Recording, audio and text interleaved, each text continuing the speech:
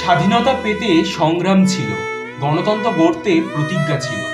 আজ সেই প্রতিজ্ঞার দিন, 26শে জানুয়ারি।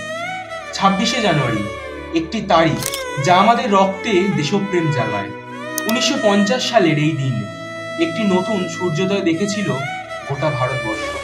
কিন্তু এই সূর্যোদয় শুধুই আলো নয়, এটি ছিল আত্মত্যাগ, সংগ্রাম আর স্বপ্নের ফল। স্বাধীনতা তো আমরা 1947-এ পেয়েছিলাম, কিন্তু 1950-এর আগে আমরা কি ছিলাম?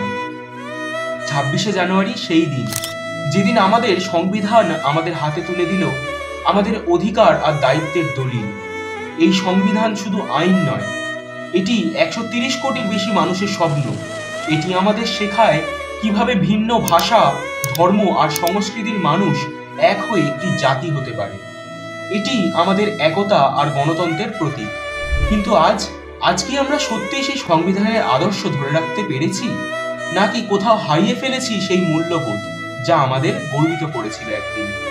26শে জানুয়ারি শুধু উদযাপনের দিন নয়, এটি প্রতিজ্ঞার দিন।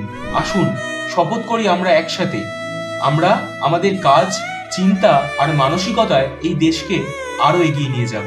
কারণ ভারত শুধু একটি মানচিত্র নয়, একটি দেশ নয়, এটি আমাদের হৃদয়ের স্পন্দন। আসুন আমরা একসাথে বলি, জয় হিন্দ, বন্দে মাতরম।